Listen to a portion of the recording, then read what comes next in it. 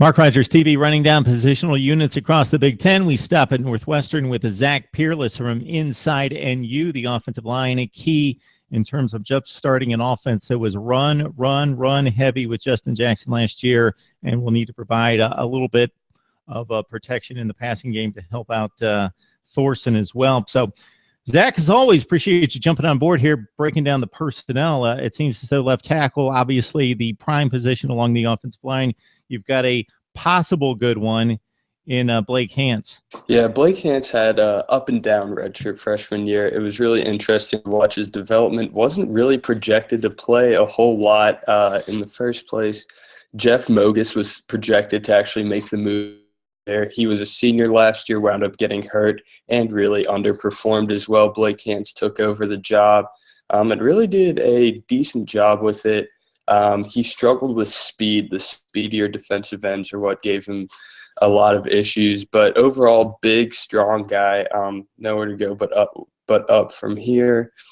So yeah, he would be a guy to keep an eye on this year. So you got some issues along the offensive line, and if we hone in on the center position, the right guard position, you had a situation last year where Ian Park was the center for much of the season, but Brad North also got some action there and kind of pushed him out of the firm starting spot, and you also have some uncertainty at right guard. Yeah, so it's going to be an interesting situation in the middle this year. Connor Mahoney is probably going to be your left guard. That's what Pat Fitzgerald's told us so far. At center, it's an interesting battle. Ian Park, like you said, can play center or he can play right guard.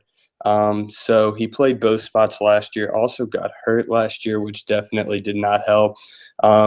So Park, that he'll end up at center, and then behind him at right guard is going to be interesting between Brad North and Shane Mertz, who's a sixth-year guy. North really struggled snapping the ball last year, which is why I think Park's going to end up at center, and then it'll be between North and Shane Mertz at that right guard spot. Shane Mertz, obviously six-year senior, he's going to have on anyone on the roster, but North and Mertz should be battling that out. Of course, if Park winds up not at center, then it'll who winds up at right guard and center. Yeah, you've got a situation here, as you well know, where you mentioned Hance at left tackle. He's coming into his sophomore season, but otherwise you're very veteran-laden across the offensive line. Eric Olson, the senior, Brad North, you touched upon him, a junior, Connor Mahoney, Shane Mertz, as you alluded to, in his sixth year on campus. Ian Park, also a senior. So a lot of starts, a lot of playing time across the board, despite maybe not it being a dominant offensive line, and that's probably too huge of an expectation.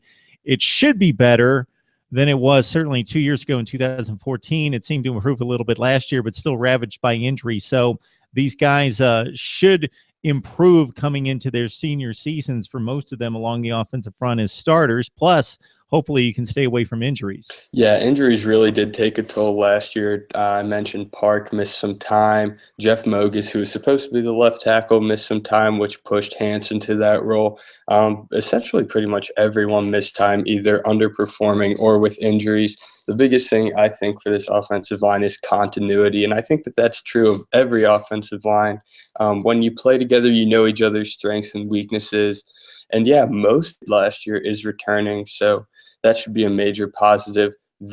Justin Jackson really makes that unit look very good, so it should be interesting to see if they can make a push forward, protect Clayton Thorson better. Maybe the line won't be elite in future seasons, but you've got a number of guys that Pat Fitzgerald has brought in over the last two recruiting classes who were fairly highly ranked at their positions. So you're talking about Jared Thomas, 46th rated guard out of Indiana in 2015. Also, Adam Lemke-Bell, a top 100 tackle in 2015. And then looking at the class that just came in February, Cameron Colwich was a top 40 guard in 2016 out of Michigan. Got a kid out of Ohio in Nick Urban, a top 63 tackle, and also Jesse Myler, the number 58 tackle, according to ESPN, coming out of Virginia. And you have hope that this unit can be pretty good in the Big Ten West? Yeah, I definitely think overall you have 4 seniors that we expect to start at this point. Of course, Brad North could slide in and wind up being a junior starter, but at least 3 starters that are penciled in right now are going to be seniors. So a more experienced group than last year should be a group that has an entire offseason together. And if they can stay away from that injury bug, should be something that really helps Clayton Thorson and, of course, the running backs as well.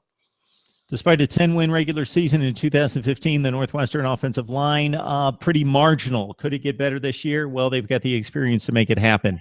Zach Peerless from Inside NU helping us break down the offensive front there for the Wildcats. Thanks a lot, Zach. Thanks so much.